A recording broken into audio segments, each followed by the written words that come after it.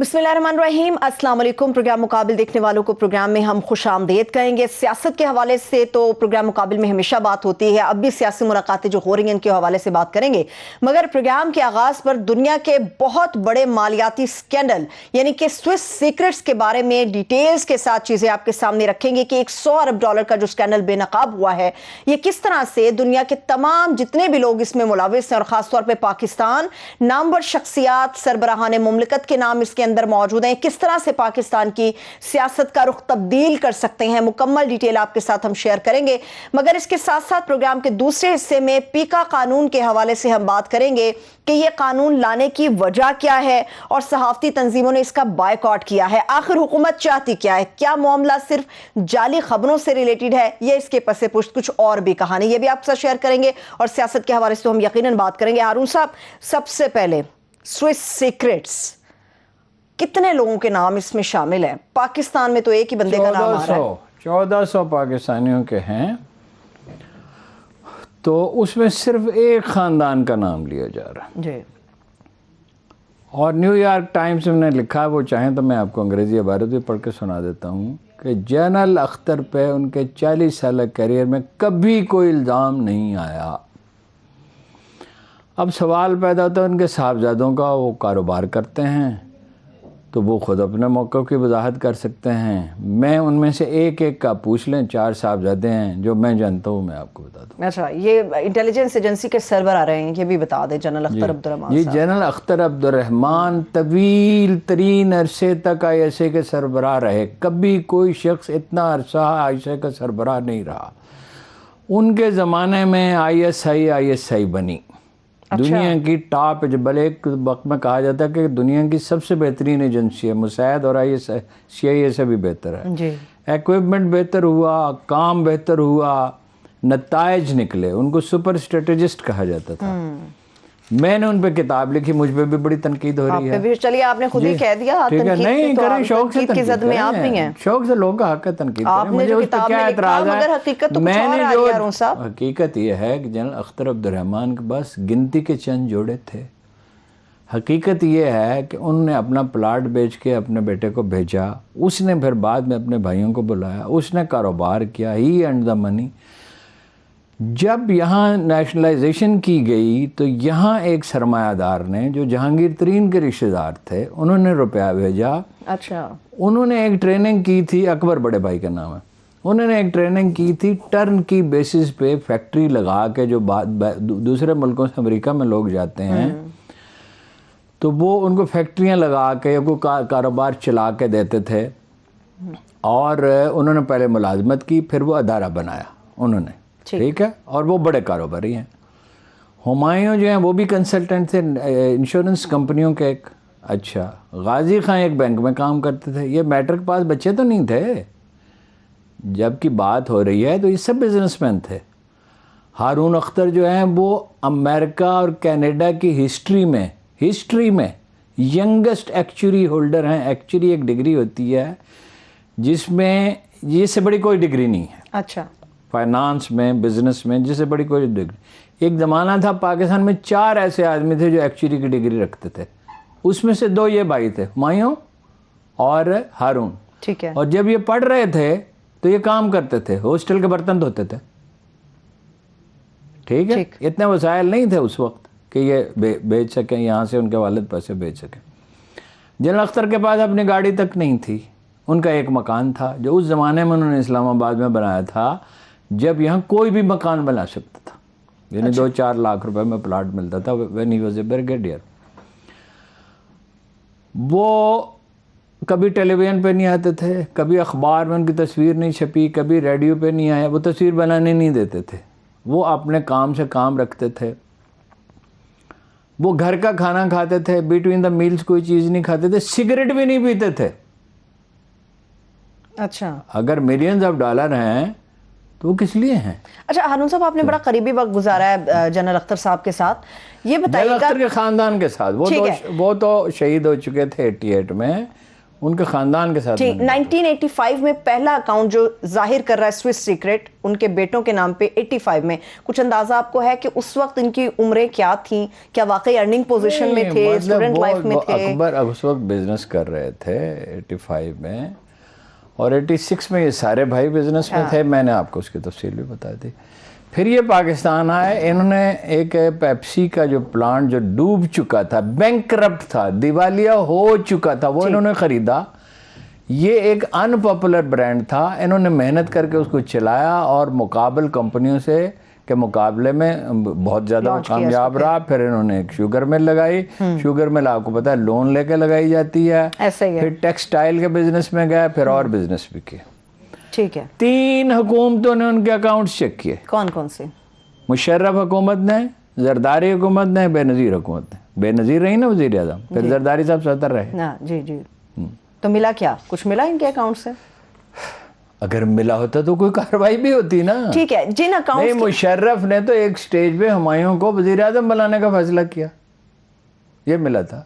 اچھا، تو ہارون صاحب جو ڈیٹیلز اس اکاؤنٹ کے حوالے سے 85 86 کے حوالے سے آ رہی ہیں، اس میں کچھ دوسرے ملکوں کی فنڈنگ کے حوالے سے بات آ رہی ہے، یہ کچھ آپ بتا سکتے ہیں یہ پروسیس کس طرح سے ہوتا ہے؟ ایک تو یہ ہے نا کہ ایجنسیاں پیسے رکھتی ہیں. ہاں، انٹیلیجنس ایجنسیاں پیسے، مثلا ایران کا ایک بینک ہے ملت بینک، اس کے پیسے ہیں. ہاں، جس پابندیوں کا بھی ابھی ٹھیک ہے نا، پابندیاں ہیں تو ممکن انہوں نے یہ آپشن نکالا ہو کہ وہ پیسے وہاں رکھے جائیں. دنیا بھر کے لوگ پیسے وہاں رکھتے ہیں. ایجنسیاں یا پھر اس کی اوورسی کیا جاتا تھا. ریگن نے کہا تھا کہ CIA بھی اس کی نگرانی کرے، جہاں لوگ خود نگرانی کرتے تھے. ایک دلچسپ بات یہ ہے کہ رپاؤں کے لین دین سے جنرل اختر کا کوئی تعلق ہی نہیں تھا. ان پہ تو خیر کبھی الزام لگا ہی نہیں. تو پھر کون تھا؟ بریگیڈیئر یوسف ڈیل کرتے تھے اس کو. میں نے بریگیڈیئر یوسف سے پوچھا جن کی کتاب ہے دا بیئر ٹریپ کہ پیسے کو کون ڈیل کرتا؟ ان کا میں ڈیل کرتا تھا. میں نے کہا کیسے؟ اس نے کہا مثال کے طور پہ ہم نقد آخری سال 87 میں $900 ملین سعودی عرب سے آئے تھے. اچھا. اسلحہ چین سے آتا تھا، خریداری چین سے کی جاتی تھی، فنڈنگ زیادہ سعودی عرب کرتا تھا، کچھ امریکہ کرتا تھا. بریگیڈیئر یوسف کو پاکستانی فوج کی تاریخ کے بہترین افسروں میں سے ایک مانا جاتا ہے. میں یہ بات دعوے کے ساتھ کہہ رہا ہوں، اس زمانے کے افسر زندہ ہیں، کوئی اس کی تردید کر دے. جنرل حمید گل صاحب نے مجھے بتایا اور لوگوں نے بتایا کہ وہ اس طرح کے آدمی تھے، اتنے بڑے آئیڈیلسٹ تھے کہ وہ ISI کے دفتر میں کھانا نہیں کھاتے تھے جہاں بہترین کھانا پکتا تھا. وہ کہتے تھے یہ جہاد کا پیسہ ہے، میں ان سے کھانا نہیں کھا سکتا. میں نے ان سے پوچھا، انہوں نے کہا یہ بات صحیح ہے. میں چائے پی لیتا تھا کہ میں رہ نہیں سکتا تھا، چائے کی تو 12 گھنٹے کام کرنا ہوتا تھا. میں اکیلا دفتر آتا تھا، خود گاڑی چلا کے اکیلا چلا کے جاتا تھا. گھر سے کھانا کھا کے آتا تھا، گھر جا کے کھانا کھاتا. جنیجو کو فون کیا جنرل حمید گل نے کہ وہ اس کو ریٹائر کر دیا، جو بڑی زیادتی کی گئی ہے اس کے ساتھ. اچھا. تو اس کے پاس تو کچھ بھی نہیں ہے، ایک پلاٹ ہی اس کو دے دیں. اس سے انہوں نے چھوٹا سا ایک بزنس کیا. میں نے ان سے پوچھا کیسے؟ نقد پیسے بھی دیتے تھے؟ کہاں دیتے تھے؟ مثال کے طور پر کسی محاذ جنگ پر دیکھیں نا، پاکستان کی سرحد پہ آ کر روس بیٹھا تھا اور اس کا ٹارگٹ گوادر تھا. انہوں نے کہا مثلا کسی محاذ جنگ پر جوتے تو ہیں، وردیاں تو ہیں، اناج کے پیسے نہیں ہیں، کم پڑ گئے. کوئی آسان تو نہیں ہے نا خفیہ گوریلا جنگ لڑنا. تو مثلا حکمت یار ہے، ربانی صاحب آئے، کوئی سیاف صاحب آئے، تو خاموشی سے ان کی گاڑی میں کچھ پیسے رکھ دیے جاتے تھے کہ نقد پیسوں کی بھی ضرورت ہوتی ہے، اور میں اس کو ڈیل کرتا تھا.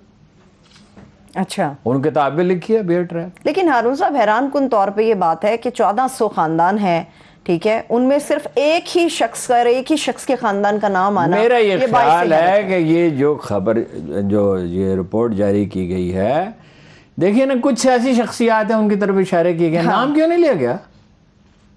اب وہ کچھ لوگ کہہ رہے ہیں کہ عمران خان ہے. عمران خان تو کبھی پیسے ہوئے ہی نہیں اتنے. کچھ صحافتی لوگوں کی طرف بھی اشارہ آ رہا ہے کو ہو گئے. بھائی سب کے نام دیں نا، کچھ کے نام دینے کا کیا مطلب ہے؟ میرا خیال ہے کہ کچھ انفارمیشن اس میں نادرست ہے. بینک نے بھی تردید کی ہے، کچھ درست ہو سکتی ہے. یہ تو صاف نظر آتا ہے نا کسی پاکستانی جرنلسٹ نے فیڈ کیا. ہاں، ابھی 90% تو وہ بینک یہ دعویٰ کر رہا ہے یہ اکاؤنٹس ہمارے کلوز ہو چکے ہیں. 60% تو وہ کہتا ہے انہیں 15 میں. پیسے تو برطانیہ جا رہا ہے. برطانیہ میں 500 انڈینز ایسے ہیں جو مفرور قرار دیے گئے ہیں جن میں سے بیشتر بلینر ہیں، ان میں سے صرف ایک کا واپس کیا گیا۔ یورپ میں انویسٹمنٹ ہو رہی ہے۔ اچھا ہارون صاحب، یہ میں سیکرٹس کی بات نہیں کر رہی، سوشل میڈیا پہ تو جنرل کیانی صاحب کا نام بھی بڑا آ رہا ہے۔ جنرل کیانی صاحب مجھے بتائیے، مجھے ایک دن انہوں نے کہا کوئی بات تھی جس پہ وہ ناخوش تھے، کوئی خبر میں نے دی تھی، انہوں نے کہا یہ خبر نہیں تھی، بڑی زیادتی کی، مجھے انہوں نے فون کیا مل سکتے، میں گیا تو انہوں نے مجھے سوپ کہا یہ سوپ پی لیں، میں نے اس کا ایک چمچ پیا اور میں نے کہا میں نہیں پیتا، یہ مرچوں والا سوپ میں نہیں پیتا۔ میں نے کئی دفعہ کہا ہے، مجھ پہ بڑا طنز کیا جاتا ہے، ایک کھانا ان کے گھر میں پکتا تھا، میں نے جب وہ چیف آف آرمی سٹاف تھے تو ان کے بھائیوں پہ اعتراض کیا، ٹھیک ہے، جنرل صاحب نے مجھے بلایا اور کہا کہ آپ یہ معلوم کریں میں نے کسی شخص کو رکا لکھ کے دیا ہو، میں نے کسی کو ٹیلی فون کیا ہو، میں نے کبھی زبانی سفارش کی، مجھے شہباز شریف نے کہا کہ آپ کا بھائی ہمارے ساتھ کام کر رہا رنگ روڈ پہ، میں نے کہا کہ اگر وہ ذرا سی بھی کوئی غلط کام کرے کک ہم آؤٹ، ٹھیک ہے، اور اس نے کیا بھی نہیں کام، چھوڑ دیا اس نے۔ اچھا اگر ان سے کوئی شکایات ہے اس کے جنرل کیانی ذمہ دار ہے؟ جنرل کیانی کا ایک جزیرہ ہے جی، کہا جاتا ہے، آسٹریلیا وہ کبھی گئے ہی نہیں، جزیرے کا کوئی نام ہی نہیں، رہتے وہ اپنے گھر میں کہ جی ایئرپورٹ پہ ان کو واپس کر دیا، ایئرپورٹ پہ ان کو واپس کر دیا۔ میں نے ان سے پوچھا، انہوں نے کہا میں ویزا ہی نہیں اپلائی کیا، جا کے پوچھیں ایمبیسی سے اور وزارت خارجہ سے۔ پھر وزارت خارجہ نے اس کی تردید نہیں کی تو چودھری نثار پٹ ہز فٹ ڈاؤن، اور وزارت داخلہ نے اس کی تردید کی کہ ایسا کوئی واقعہ ہوا ہی نہیں ہے، وہ گئے ہی نہیں کبھی آسٹریلیا، ان کا بھی ویزا ہی نہیں اپلائی کیا۔ اچھا چلے، واقعی کی آپ نے بات کی ہے، فوج کی بھی آپ بات کریں ہارون صاحب، یہ جو ضیاء الحق کے 2 مکانوں کی تصویریں دکھائی گئیں، ہاں وہ کہہ رہے تھے، ان سے ریلیٹ کر رہے تھے کہ یہ ان کے مکانات ہیں، وہ ہمارے گاؤں کے خاندان کے مکان تھے، ہم ذاتی طور پہ جانتے تھے، اس خاندان کو کہتے بولے، اچھا بہروں کا خاندان، وہ سارے بھائی سنتے تھے۔ اچھا اب یہ خلقت شہر تو کہنے کو فسانے مانگے، ہم نہ ہوتے تو کسی اور کے چرچے، کتنا سچ ہے کتنا جھوٹ ہے ہم نہیں جانتے۔ اچھا چلیے، اچھا پھر حکومت پاکستان اس کی تفتیش کرے نا، ان کے بزنس ہیں، ان کا لین دین ہے، وہ جناب دنیا بھر میں پیسے بھیجتے ہیں، آتے ہیں، وصول کرتے ہیں، کتنا ایک طویل زمانہ گزر گیا ہے، 25-30 سال ان کو بزنس کرتے ہوئے، ان سے بلا کے پوچھ لیں۔ ہاں انویسٹیگیشن تو ہونی چاہیے تاکہ کلیئر ہو سکے معاملہ، ٹھیک ہے۔ ایک اور سچ بتائیے ہارون صاحب، یہ اجڑی کیمپ اور اسلحے کی حقیقت کے حوالے سے کیا حقیقت کیا ہے؟ اسلحے کی حقیقت یہ ہے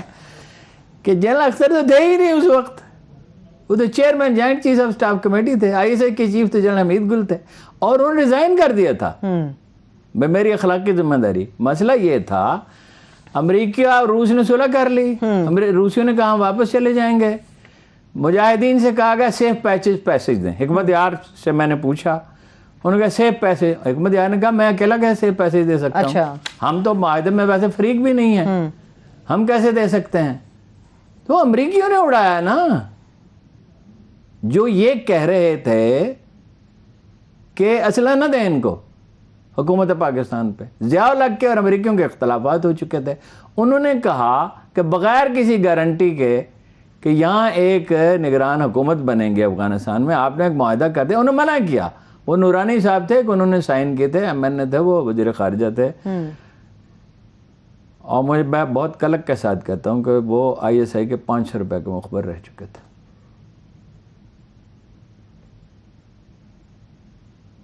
ٹھیک ہے، اور ضیاء الحق کی مرضی کے خلاف جنہوں نے اس پہ دستخط کیے، یہی اختلاف کی بنیادی وجہ تھی۔ ٹھیک ہے چلیے، اوجڑی کیمپ کا الزام کس پہ آتا ہے؟ کوئی تفتیش ہوئی اس کی؟ معاملہ تو ایسے ہی رہ گیا ہارون صاحب۔ نہیں تو جب تفتیش نہیں ہوتی تو آپ ایسے ہی کسی پہ الزام لگا، وہ اس پہ الزام لگایا گیا ایک میزائل انہوں نے بھیج دیا ہے اپنا جو جنرل فضل حق پہ، اور ان کو قتل کر دیا گیا، کبھی کسی نے اس کو ثبوت تو نہیں دیا۔ وہ ایران ایک میزائل پہنچا، اب افغانستان میں میزائل ہیں، فرض کیجئے 50 ہیں، 100 ہیں، 200 ہیں، سٹنگر میزائل تھے، تو وہ ایک آدمی، یہ ہو سکتا ہے وہ کسی طرح ایران پہنچ گیا، اس کے ذمہ دار کون ہے؟ افواہ ایک چیز ہے، الزام ایک چیز ہے، ثبوت اور حقیقت ایک الگ دوسری چیز ہے. ہارون صاحب مزید گفتگو کو آگے بڑھاتے ہیں. اس وقت نون لیگ کے رہنما ہیں اور یہ سینیٹر بھی رہے ہارون اختر صاحب, ہمیں وہ جوائن کر چکے ہیں. سر بےحد شکریہ آپ کے قیمتی وقت کے لیے. ہارون صاحب. جی ہارون خان صاحب, جی السلام علیکم. وعلیکم السلام. یہ کیا قصہ ہے جناب؟ ہارون صاحب, بات یہ ہے کہ یہ کچھ جرنلسٹ نے اکٹھے ہو کے کچھ لیکس کیے ہیں اور اس کے بارے میں میرے ایک بھائی کے پاس آئی تھی اور انہوں نے جواب میں یہی کہا کہ یہ بالکل غلط ہے, اس میں کوئی حقیقت نہیں ہے اور یہ کنجیکچرل ہے, مطلب ہے کہ لوگوں کی خواہشات پہ بیس ہو سکتی ہے, اسپیکولیٹو ہے.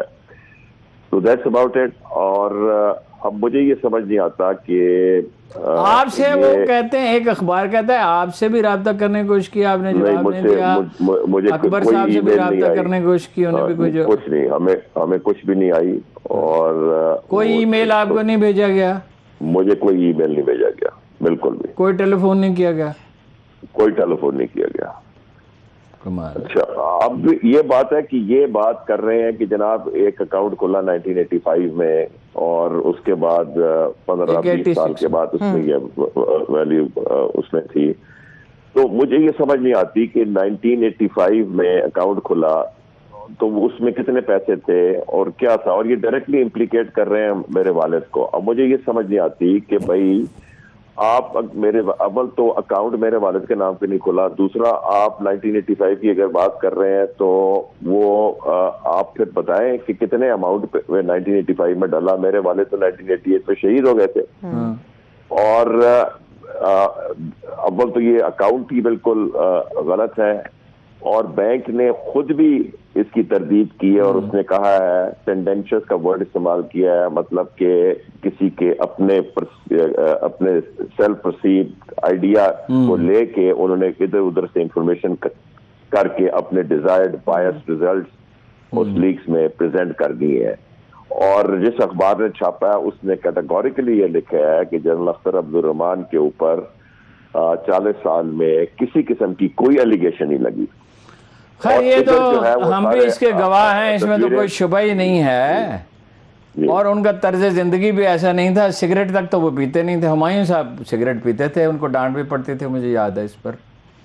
تو بہت تھوڑے عرصے کے لیے انہوں نے دیا تھا, بند کر دیا. تو 365 دن سال میں ورزش کرتے تھے, چھوٹی موٹی بیماری ہو تو دوائی تک نہیں کھاتے تھے, گھر پہ کھانا کھاتے تھے. ان کے طرز زندگی میں تو کوئی ایسی چیز نظر نہیں آتی. میں یہ کیوں ان کو ٹارگٹ کیا گیا ہے؟ دیکھیے میں ہارون صاحب, میں بھی یہ سوچ میں پڑ گیا, صبح سے یہ سوچ رہا ہوں. آپ یہ دیکھیے نا, 1400 اکاؤنٹ پاکستان کے ڈومسائلڈ ایک طرف اور یہ ایک طرف, اور 24 گھنٹے میں صرف اس کے بارے میں بات کی جا رہی ہے. میں تو یہی کہہ سکتا ہوں کہ یہ بیسیکلی ٹارگیٹڈ تھا انٹیلیجنس ایجنسیز ایسی جنہوں نے کسی زمانے میں امریکن انٹیلیجنس ایجنسیز کے ساتھ مل کے کوئی بڑے کام کیے ہیں. اب آپ دیکھیے کولڈ وار دوبارہ شروع ہو رہی ہے. آپ یوکرین میں دیکھیں کیا حالات ہو رہے ہیں, یوکرین بالکل, اور تائیوان, جنوبی سمندر, ٹائمنگ آف دس لیگ, اور look at what they have focused on. مجھے تو یہ سمپلی ہماری انسٹیٹیوشن کو بیش کرنے کے لیے کیا گیا, بیکاز دیکھیے ہم کاروباری آدمی ہیں, ہم پاکستان آنے سے پہلے بھی پروفیشنلز تھے. میں نے ذاتی طور پہ پاکستان دنیا کی سب سے مشکل ڈگری ایکچوئل سائنس 23 سال کی عمر میں لی تھی, آج تک وہ ریکارڈ نہیں ٹوٹا. میرے بھائی ہمایوں بھی ایکچولی ہیں, باقی بھائی چارٹرڈ اکاؤنٹنٹس ہیں, ہم سب گین فلی امپلائڈ تھے, اپنے اپنے کریئر کے پیک پہ ہم پہنچے ہوئے تھے. اور ہمارے انہوں نے والد کا نام کیوں لیا, کس طرح, مجھے سمجھ نہیں آتی کہ جرنلسٹک ایتھکس کہاں گئیں. وہ کون سی ایتھکس ہیں کہ انہوں نے کہا کہ جی ایک اکاؤنٹ کھلا جس کا کچھ ان کو پتہ بھی نہیں. اور یہ بینک کی ڈسکلوجر انفارمیشن نہیں ہے. بینکس تو آج کل ہارون صاحب او ای سی ڈی کی ملٹی لیٹرل کنونشن کے بعد सब बैंक दुनिया के आपस में इंफॉर्मेशन एक्सचेंज करते हैं टैक्स पर्पसेस के लिए। तो स्विस गवर्नमेंट को कहे कि एक्सचेंज करें एफबीआर के साथ इंफॉर्मेशन, जिसका एक अकाउंट है उसको पता चल जाएगा सामने, इसमें कौन सी छुपाने की बात है। और मैं ये भी कैटेगोरिकली आपको बताना चाहता हूं कि मेरे भाई, मेरे खानदान के तमाम एसेट्स पाकिस्तान के कानून के मुताबिक फुली डिस्क्लोज्ड है, फुली टैक्स पेड है और टोटली अप टू डेट है। तो हमें कुछ छुपाने की बात कोई जरूरत नहीं है। मसला ये है कि इस मुल्क में जो आदमी कोई बड़ा काम करे उसको कंट्रोवर्शियल बनाने की पूरी कोशिश की जाती है।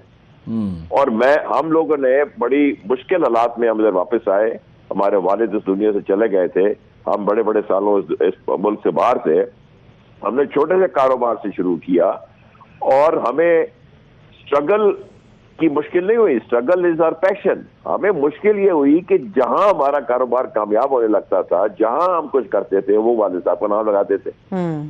और भाई अब 32 साल हो गए हमें आए हुए इधर, वालिद साहब अपने काम करके बेचारे इस दुनिया से चले गए, वो काम कर दिखाया जो मतलब है कि बहुत बड़ा सोवियत यूनियन हमारे नेबर हारून साहब, मुझे एक वाकया एक सुपर पावर को शिकस्त दी जो नाकाबिल यकीन उस वक्त लगता था।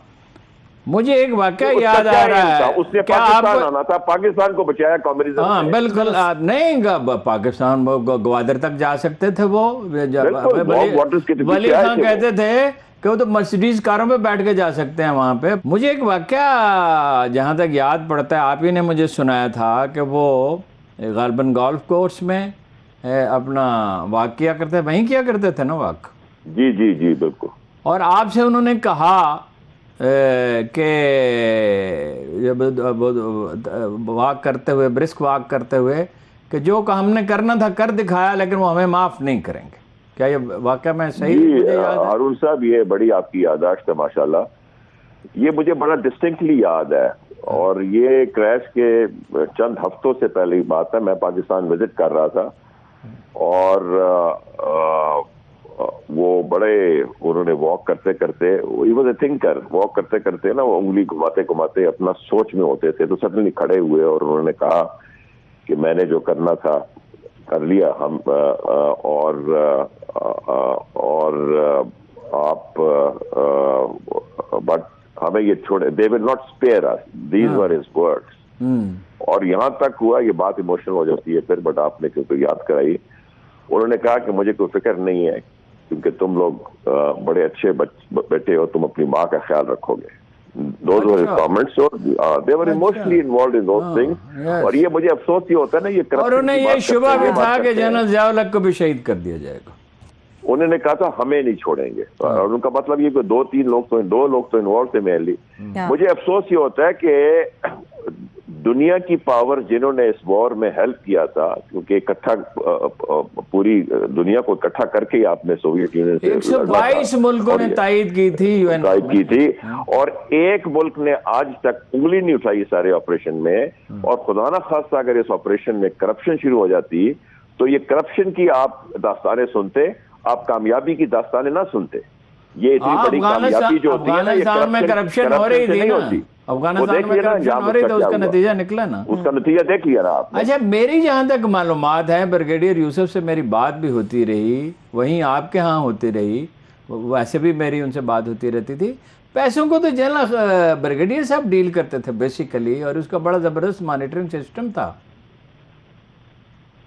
अरुण साहब, मुझे अब जैसे आप कह रहे हैं, मुझे याद आ रही है, मुझे उन्होंने बताया खुद, उन्होंने 2-3 चीजें कही थी। उन्होंने ये कहा था, एक चीज तो ये की थी कि कोई फॉरेन बेशक ट्रेनीज हो क्या हो, वो उनके no boots on the ground वाली थी, मतलब किसी किस्म का पाकिस्तान के सरजमीन में वो नहीं आएंगे। हाँ, वो हमें गाइडेंस दे सकते हैं अपने एक्सपीरियंस के मुताबिक, but nobody will enter the soil of Pakistan, number 1। दूसरा, उन्होंने कहा था कि मैं किसी किस्म की परचेस या किसी किस्म की कैश डीलिंग अपनी ऑर्गेनाइजेशन से नहीं कराऊंगा, क्योंकि अगर मेरी ऑर्गेनाइजेशन कंस्ट्रक्शन में पड़ गई या किसी और चीज में पड़ गई तो ये करप्शन में पड़ जाएगी और वॉर अब हार जाएंगे।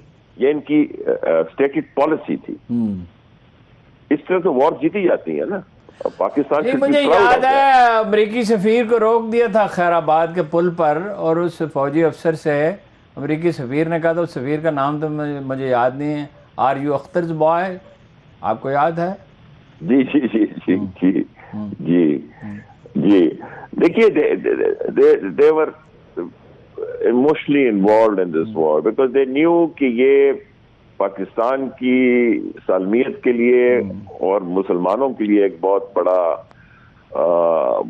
بڑی ایک وکٹری تھی، اور اسی لیے تو پھر ان کو مار دیا گیا نا، دنیا سے کسی وجہ سے مارا گیا نا، کوئی کسی کے لیے کوئی تھریٹ تھے تو مارا گیا نا ان کو، ایسے تو نہیں مارا گیا، یہ برے آدمی تھے اس لیے ان کو مار دیا. انہوں نے اتنا بڑی چیز اچیو کی تھی کہ وہ آگے دیکھ سکتے تھے کیا ہوگا. So what ever that's history. But میں آپ کو یہ بتانا چاہتا تھا کہ ہماری اسٹرگل میں مجھے یہاں سیٹل ہونے یا کچھ کرنے کی ہم بھائیوں کو اسٹرگل میں اتنی پرابلم نہیں ہوئی جتنی اس چیز کی پرابلم ہوئی کہ ہر جگہ پہ جا کے وہ ہمارے والد کو انوالو کرتے تھے، ٹارگٹ کرتے تھے. نہیں آپ خود بھی تو ٹارگٹ ہو سکتے ہیں نا، آپ کی اسٹرگل کا تو اخبار نویسوں میں سے واحد عینی شاید میں ہی ہوں نا. جی یعنی میرا تو اس زمانے میں ہر روز آپ سے واسطہ پڑتا تھا. we are proud children of a great father and we are proud to be a general son and we will always like to be known as a general son and somebody who did great things for this country and for Muslims. اب لوگ جیسے کہا، but میں آپ کو ایک بات بتا دوں، جب ہم پالیٹکس میں آئے اور جب ہم نے اس ملک میں کانسٹیچوئنسی پالیٹکس کی تو یہ عوام جو ہے یہ اصل ریکگنیشن دیتی ہے. بالکل ٹھیک ہے، بہت شکریہ، تھینک یو سو مچ. ایک بریک کی طرف چلتے، بریک سے واپس آ کے یہیں سے کنٹینیو کریں گے، ہمارے ساتھ رہیے. Welcome back. سوئس سیکرٹس کے حوالے سے بات ہو رہی ہے. ہارون اختر صاحب نے بڑا قیمتی ٹائم ہمیں دیا اور بہت زیادہ ڈیٹیل میں انہوں نے چیزیں ہمارے ساتھ شیئر کی. ہارون اختر صاحب یا ان کے والد گرامی کے حوالے سے تو بات ہو گئی. ہارون صاحب، ایک اور بھی شخص ہے جن کا نام آ رہا ہے، زاہد علی اکبر صاحب. زاہد علی اکبر صاحب، ان کے حوالے سے ان کا تو وہ یہ ہے نا کہ وہ کروشیا سے بوسنیا جاتے ہوئے انہیں گرفتار کر لیا گیا تھا، انٹرپول نے کیا تھا، اور وہ چونکہ برطانوی سٹیزن شپ تھی تو برطانیوں نے بھیجا گیا. چنانچہ وہ حکومت پاکستان نیب کے ساتھ انہوں نے پلی بارگین کیا. 16 کروڑ روپے انہوں نے ادا کیا. 17.5 کروڑ کا کرپشن کا الزام تھا. مجھے سمجھ آئی نہیں ویسے کہ وہ تو رہے سیکٹری، اس کے جو اہم عہدوں پہ رہے، چودھری پریزیڈنٹ جو تھے بھٹو صاحب کے، چودھری فضل لائی، اچھا، یا وہ پنڈی کے کور کمانڈر رہے تھے اس حیثیت، یا وہ کرکٹ بورڈ کے چیئرمین رہے. تو اس حیثیت میں وہ کب تھے کہ اتنے پیسے بنا سکتے؟ مجھے سمجھ نہیں. بہرحال انہیں پلی بارگین کی، اس کا مطلب ہے کہ کسی معاملے میں اپنا قصور کا انہوں نے اعتراف کیا. مگر یہ 3 ارب روپے جو کہتے ہیں یہ ناقابل فہم ہے. انویسٹیگیشن تو ڈیفینیٹلی جس طرح سے ٹھیک ہے، وہ تو ان کا تو یہ قصہ ہے. ٹھیک ہے، لیکن ہارون صاحب آپ پلی بارگین کی بات کر رہے ہیں، ابتدائی ادوار میں نیب نے بھی تو کچھ انویسٹیگیشن بھٹو صاحب کے اگینسٹ کی تھی نا؟ بھٹو صاحب پہ بھی کی تھی. بھٹو صاحب پہ جو انویسٹیگیشن کی ان لوگوں سے میں ملا ہوں، نہایت ہی قابل اعتماد لوگوں میں سے، اور عمران خان صاحب بھی اس معاملے میں جانتے ہیں. جو ہمارا سورس تھا وہ کیا تھا، تو وہ یہ تھا کہ ایک تو یہ الزام تھا کہ بشام میں زلزلہ آیا اور اس کی خبر اس طرح دنیا میں پھیلی کہ کوئی بہت بڑا زلزلہ ہے. اتنا بڑا نہیں تھا، زلزلہ تو تھا، نقصان تو ہوا تھا. سعودی عرب سے ایک چیک آیا، یہ الزام تھا. سعودی عرب سے ایک چیک آیا $1 بلین کا. شاہ چونکہ اس وقت شاہ فیصل تھے اور وہ بہت پاکستان کے معاملے میں حساس تھے، پرائم منسٹر آف پاکستان وہ کہا جاتا ہے. الزام یہ تھا کہ وہ انہوں نے جمع کرا دی سوئٹزرلینڈ میں. اور نقد جو پیسے آتے تھے ایٹمی پروگرام کے لیے $3 بلین اس میں سے، جو بعد میں بینک آف انگلینڈ میں الزامات کی بات کر رہا ہوں، جو جمع کرایا گیا، جو بڑھتے بڑھتے ظاہر ہے 50 برس میں کتنی بڑی رقم بڑھ گئی، مگر وہ ان کے وارثوں کو ملے نہیں. کیوں؟ نیب نے، وہ نہیں ملتے ہوتے. وہ جو آدمی جمع کرا وہی لے سکتا ہے. اسی بلیک منی پہ تو سوئٹزرلینڈ پھلا پھولا، اسی پہ برطانیہ پھل پھول رہا ہے. ٹھیک. اس کا چونکہ کوئی ڈاکومنٹری ایویڈنس نہیں تھا ان چیزوں کا. ایک ان کے بہت قریبی ساتھی نے مجھ سے کہا کہ فرانس سے جو لڑاکا طیارے خریدے تھے وہ طیارے بڑے نام نہیں ذہن میں اس وقت آ رہا, اس میں سے کچھ پیسے نہیں, مگر ان میں سے کسی چیز کا کوئی ایویڈنس چونکہ نہیں دیا, چنانچہ وہ تحقیقات بند, وہ ڈاکومنٹڈ ایویڈنسز ان کے نہیں تھی, اس کا ثبوت نہیں تھا, لہذا وہ تحقیقات بند کر دی. کرنل قذافی کے حوالے سے بھی تو ہارون صاحب, کرنل قذافی, حسنی مبارک, قزاقستان کے موجودہ صدر, کیا نام ہے ان کا, پچھلے نور سلطان کا لطیفہ یہ ہے کہ یہاں سے گئے قاضی حسین احمد اور بہت سے دوسرے لوگ مبارکباد دینے کے لیے, انہیں ایک جائے نماز پیش کی. انہوں نے کہا مجھے تو نماز ہی نہیں آتی, نہ میں نے کبھی پڑھی ہے, تو مجھے جائے نماز کیوں دیے جا رہے ہیں؟ جائے نماز میں اچھا چلیے, میں نے وہ پہلے بھی آپ سے یہ سوال کیا, پھر آپ گول مول نہ کیجئے گا. میں ایک اور بات آپ کو تنقید کے ایک اور بات, قاضی حسین احمد صاحب نے مجھے کہا آپ کیوں کتاب لکھ رہے ہیں جنرل اختر پر؟ اچھا, میں نے کہا کیوں نہ لکھوں.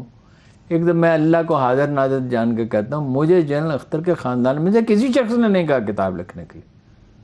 میں نے خود یہ فیصلہ کیا, میں نے اپنی جاب سے ریزائن کیا, اور یہ کہ میں نے سوچا میں فری لانسنگ کروں گا, اور اس کی ابتدا یہ میں ان کے بارے میں ایک مضمون لکھا تھا. یہ تو بڑی دلچسپ کہانی ہے, ایک یتیم بچے نے اتنا رائز کیسے کیا. ان کے والد جو تھے جنرل اختر کے, یعنی ان کے دادا ہارون اختر کے, وہ کنگ ایڈورڈ کالج کے جو پہلا بیچ تھا, یہ پہلا کالج تھا, اچھا اس میں تھے. وہ پاس کیا تھا انہوں نے, پشاور میں پریکٹس کرتے تھے, ان کی بہت بڑی جائیداد تھی, اور ان کے جد امجد کے مغل خاندان میں شادی ہوئی تھی, جس کی یادگاریں آج بھی وہاں موجود ہیں. ان کے گاؤں میں 12 دریا وغیرہ موجود ہیں. وہ میرے کچھ سکھ دوست تھے, تو میں نے کہا تھا, انہوں نے اس کا نقشہ بھی بنا کے بھیجا تھا, وہیں سے مائگریٹ کر کے. اچھا, پھر میرا وہی سوال, گول مول نہ کیجیے گا, آپ پہ بھی تو تنقید ہے نا, آپ اس کا جواب دے دیں. آپ پہلے گزار گئے اس سوال کو, آپ پہ بھی تنقید ہے. میں نہیں گزار گیا ہارون صاحب. میں نے تو دیکھیے, میں یہ دعویٰ نہیں کرتا کہ میں نے جو کتاب لکھی اس میں کوئی نقص نہیں ہو سکتا, میں تو اس کے ایک ایک لفظ پہ قائم ہوں. اچھا, میں کب اس سے انکار کرتا ہوں. میں تو اس کو دوبارہ ری رائٹ کر کے چھاپوں گا, اس لیے کہ اب کئی چیزیں اس میں ریلیونٹ ہو گئی ہیں, اور کئی چیزوں کا اضافہ اس میں کرنا چاہیے. مجھے کوئی ثبوت ہے. میں جنرل حمید گل سے بارہا اس پہ بحث کی. وہ جنرل حمید گل صاحب کو انہوں نے چارج ہی نہیں دیا تھا, مطلب باقاعدہ جیسے چارج دیا جاتا ہے. وہ ان کی کچھ رائے ان کے بارے میں بہت اچھی نہیں تھی, اور ان کی بہت خراب تھی ان کے بارے میں. لیکن انہوں نے مجھے صرف ایک واقعہ, انہوں نے کہا میرے پاس کوئی ثبوت نہیں ہے. ایک چیکو کی ٹوکری لے کے ایک آدمی آیا تھا. اچھا, جب وہ اس گھر میں شفٹ ہوئے جہاں پہلے جنرل اختر رہتے تھے, تو اب چیکو کی ٹوکری کے بارے میں کیا عرض کروں. صحیح ہے, ٹھیک ہے, میں تو ایک ایک لفظ پہ قائم ہوں. چلیے دیکھتے ہیں ہارون صاحب. ابھی میں نے اس کا فیصلہ کیا تھا کتاب لکھنے کا, میں انہوں نے پرسو کیا, 1 مہینہ انہوں نے اس کو ڈیلے کیا. ان سے کہا گیا کہ ہارون رشید کا کیا ہے, مطلباً مزاج آدمی ہے, موڈی آدمی ہے, ہو سکتا ہے بیچ میں ہی چھوڑ دے, جو ایک حد تک درست بھی تھا. تو میں نے جب میرا اطمینان ہو گیا تب میں نے اس پہ لکھا, اور آپ کو معلوم ہے اس کی 40,000 کاپیاں فروخت ہوئی 1990 میں, جو ایک ریکارڈ تھا پاکستان کی تاریخ میں, سوائے نسیم حجازی کے ناولوں کے, اور ایک آدھ اور کتاب پہ. کوئی کوثر نیازی کی کتاب تھی اور لائن کی, کوئی کتاب اتنی نہیں بکی تھی جتنی وہ آپ نے لکھی جنرل اختر عبد الرحمان صاحب کی. اتنی ہی کاپیاں جب میں نے اس کی کتاب ایڈٹ کی, عمران خان کی ایڈٹ کی, اچھا, اور پھر اس کا ترجمہ کیا. میں نے ترجمہ نہیں کیا کیونکہ پاکستانی آڈینس کے لیے ایک مختلف لب لہجہ درکار تھا, تو اتنی کاپیاں اس کی بکیں. اچھا ٹھیک ہے, چلیے اب آگے بڑھتے ہیں ہارون صاحب. اب ذرا پیکا قانون کے حوالے سے ہم بات کر لیتے ہیں. مجھے یہ بتائیے, ابھی تو صحافتی تنظیموں نے بائیکاٹ کر دیا ہے, پیکا قانون حکومت کا خوف ہے یا واقعی یہ وقت کی ضرورت ہے؟ دیکھیے یہ بڑی پیچیدہ بات ہے. ایک مسئلہ تو یہ ہے کہ سوشل میڈیا اور اخبارات میں بہت زیادہ غیر ذمہ داری کا مظاہرہ ہوتا ہے. دوسرا پہلو یہ ہے کہ بہت دباؤ اخبارات پہ اور ٹی وی پہ ڈالا جاتا ہے. تیسری بات یہ ہے کہ جب مذاکرات ہو رہے تھے جوائنٹ ایکشن کمیٹی کے, تو اس وقت آرڈیننس کیوں جاری کیا گیا؟ ہاں, یہ ایک پہلو یہ ہے, دیکھیے میں جو روایتی موقف ہے اخبار نویسوں کا, میرا موقف اس سے مختلف ہے. میرا خیال ہے سوشل میڈیا کو بھی ریگولیٹ ہونا چاہیے, درست, اور اخبارات میں غلط خبریں بھی نہیں چھپنی چاہیے. آزادی پوری ہونی چاہیے. کوئی قوم جو آزاد نہیں ہے اور پابندیوں میں جکڑی ہوئی ہے, اس کی صلاحیتیں بروئے کار ہی نہیں آ سکتی. لیکن یہ جو امریکہ سے ٹویٹ ہوتے ہیں, یعنی بیرون ملک لوگ بیٹھے ہوئے ہیں, ان کو ریگولرائز کون کرے گا؟ اچھا, یہاں کالا کوا ایک آدمی ہے, وہ کیا کہہ رہا ہے, وہ بڑی وہ سنسنی خیز اطلاع دے رہا ہے, ٹھیک ہے, باتیں ہوتی ہیں. اپنے نام کے ساتھ, اپنے شناختی کارڈ نمبر کے ساتھ میرا موقف یہ ہے کہ وہ اجازت لیں, چاہے اس میں 6 مہینے لگ جائیں, سال لگ جائیں, یا ایران اور چین کی طرح اپنا سسٹم بنائیں, پوری آزادی دیں. مگر یہ کیا کہ کوئی کسی پر کوئی بھی الزام لگا دیں, ہم خود بھگتتے ہیں, روز گالیاں کھاتے ہیں. ٹھیک ہے, ایک اور بات ہے ہارون صاحب, صحافی کی خبر ہمیشہ سورس پر مبنی ہوتی ہے. اب وہ خبر آ جائے, اس کی تردید ہو جائے یا اس کی تصدیق وہ 2 دن لے لے, 3 دن لے لے, یہ تو ناقابل ضمانت. انہوں نے تو وارنٹ جاری کر دیے, بھائی کوئی بھی ہوگا اس کا ناقابل ضمانت وارنٹ جاری کر دیں. علاج یہ ہے, اس کا علاج یہ نہیں ہے کہ آپ بائیکاٹ کر دیں اور حکومت منمانی کرے, مذاکرات کریں نا جی, حکومت کی ذمہ داری ہے بات چیت کرے. اسٹیک ہولڈر سے مشورہ تو کیا نہیں انہوں نے, مذاکرات کہاں کیا؟ نہیں کریں گے مذاکرات, نا دباؤ ڈالیں نا مذاکرات کے لیے, مذاکرات کے لیے دباؤ ڈالیں. لیکن آپ مجھے ایک بات بتائیے, سبھی ایک دوسرے کی کریکٹر اسیسینیشن میں لگے ہوئے ہیں. بے نظیر بھٹو کی کردار کشی کی گئی, ان کی والدہ کی گئی, عمران خان صاحب عمران خان کی 96 کے الیکشن میں ایسی غلیظ طریقے سے کی گئی جس کی بات نہیں. یہ پھر اس نے بھی انتقامی رویہ اختیار کر لیا جو نہیں کرنا چاہیے تھا. دیکھیں نا, ایک گالی دے تو دوسرا آدمی بھی جواب میں اگر گالی دے گا تو فرق کیا رہ گیا. میڈیا سیل بنائے گئے ہیں, آپ کو پتہ ہے, صدر عارف علوی پہ الزام ہے, ان کا بیٹا چلاتا ہے, مریم پہ الزام ہے, وہ چلاتی ہیں. اس میں کیا کیا چیزیں لوگوں کے بارے میں نہیں کی جاتی ہیں. درست, ٹھیک ہے. پھر یہ جو سزائیں, ناقابل ضمانت وارنٹ گرفتاری, یہ تو بالکل نہیں عجیب و غریب بات ہے. تصدیق بات میں ہوگی, پہلے گرفتاری ہو جائے گی, گرفتار کر لیا جائے گا. ٹھیک ہے.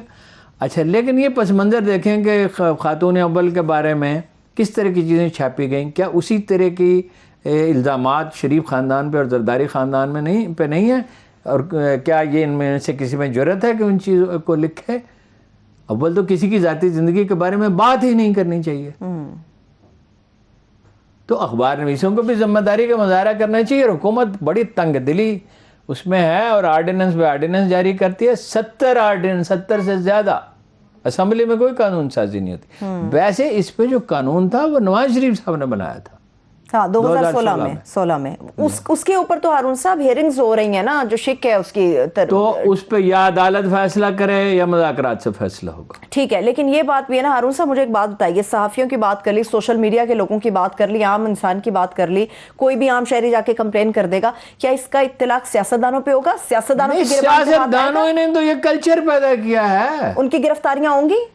بس ظاہر ہے, قانون کا اطلاق اگر سب پہ ہوگا تو سب سے پہلے تو انہیں کی ہوں گی. ریزسٹنس سب سے زیادہ سیاستدانوں کی طرف سے. دیکھیے, میں نے تو اس آدمی کو معاف کر دیا جس نے مجھ پر اتنا گھنونا الزام لگایا اور جھوٹا الزام لگایا, وہ اس دنیا میں نہیں ہے.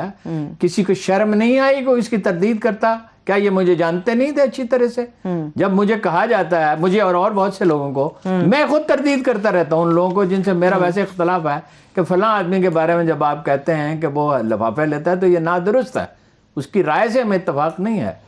جب مجھ پہ سنگین الزامات لگائے گئے, میں نے پی ٹی آئی کے لیڈروں سے پوچھا, آپ کو شرم نہیں آئی؟ آپ مجھے جانتے نہیں تھے؟ آپ میں سے کسی نے اس کی تردید نہیں کی. دیکھیے نا, میں نے زندگی میں بہت غلطیاں کی ہیں اور بعض غلطیوں کی معافی بھی مانگی ہے, لیکن وہ واحد چیز جس پہ میرا ضمیر 100% مطمئن ہے اللہ کے بدلے, میں نے زندگی بھر اللہ تعالیٰ نے مجھے رزق طیب سے آسودہ رکھا. میرا کوئی شخص اس ملک میں یہ نہیں کہہ سکتا کہ میں نے اس سے مالی فائدہ اٹھایا, جائز بھی ناجائز سے چھوڑ. چلیے دیکھتے ہیں, اس کے پیکا قانون کے حوالے سے کوشش کریں گے ہارون صاحب, ہماری کل بھی ڈیٹیل سے بات کرو, سیاست کے اوپر تھوڑی سی بات کر لیتے ہیں. پی ٹی آئی کے 25 ارکان توڑنے کا دعویٰ ہے, 25 ارکان ہارون صاحب. دیکھیں, میں اس پہ یقین نہیں کرتا.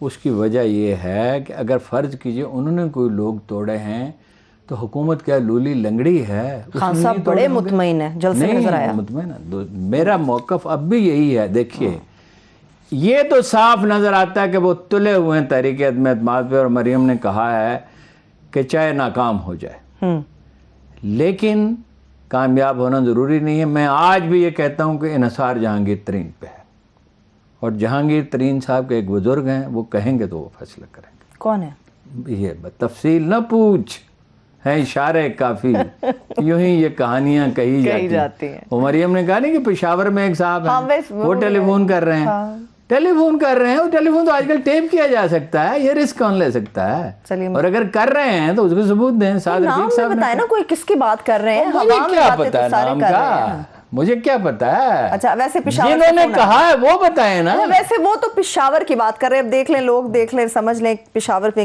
کس کا فون آ رہا ہے. ملاقاتیں بڑی امپورٹنٹ ہے، زرداری صاحب، شہباز شریف صاحب، سراج الحق صاحب سے بھی 24 فروری کو طے کر لیا انہوں نے. نہیں دیکھیں وہ تہیہ تو کیے بیٹھے ہیں، لیکن نتیجہ کیا نکلا، کیا نکلے گا؟ ہو نوز، آنے والا کل کس کے لیے کیا لائے گا کون جانتا ہے. کوئی منصوبے زمین پہ بندے، میں اس کے حق میں نہیں ہوں. میں تو آپ کو پتہ ہے صاف واضح الفاظ میں رائے دیتا ہوں.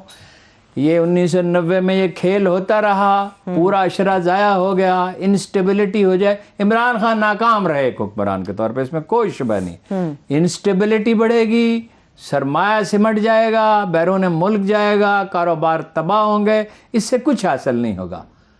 یہ جو اپنی مدت ہے وہ پوری کریں، اور الیکشن فیئر ہونے چاہیے. آج تک فیئر الیکشن نہیں ہے، اور اس میں جو جیتے وہ اپنا ٹھیک ہے وہ حکومت بنائے گا. یہ بتائیے ہارون صاحب، نوٹوں کی دیگیں کس کس نے کھولی ہیں؟ میرا نہیں خیال کہ کوئی رہے گا، سبھی نے کھولی ہوں گی، لیکن یہ کہ آغاز اس کا زرداری صاحب نے کیا تھا. ہماری معلومات کے مطابق نواز شریف صاحب نے بھی انویسٹمنٹ کی ہے، وکیلوں پہ بھی کی ہے، اوروں پہ بھی کی ہے، اور حکومت کون سی پارساؤں پہ مشتمل ہے کہ وہ نہیں کرے گی. آخری سوال میرا، شہباز شریف زرداری صاحب کی ملاقات کو رنگ لے کر آئے گی؟ اس وقت نواز شریف صاحب، شہباز شریف وزیر اعظم بننے کے لیے اتنے ڈسپریٹ ہیں جس کی کوئی حد نہیں ہے. زرداری صاحب بلاول کو بنانا چاہتے ہیں. شہباز شریف کا مسئلہ یہ بھائی اجازت نہیں دے گا، اسٹیبلشمنٹ غیر جانبدار ہے، تو مشکل دونوں طرف. اور اس کا سیاسی مستقبل یہ تباہ نہیں کر سکتے عمران خان کا. وہ اگر فرض کیجئے کامیاب ہو جاتی ہے، کچھ بھی ہو سکتا ہے، تو اس کا سیاسی وجود برقرار رہے گا، اور وہ پھر انسٹیبلٹی اسی طرح پیدا کرے گا جیسے اس نے دھرنے میں کی. ٹھیک ہے، اور ہم اس کے اوپر کل بھی انشاءاللہ کوشش کریں گے، بات ہوگی. اجازت دیجیے، اپنا بہت سا خیال رکھیے، خدا حافظ.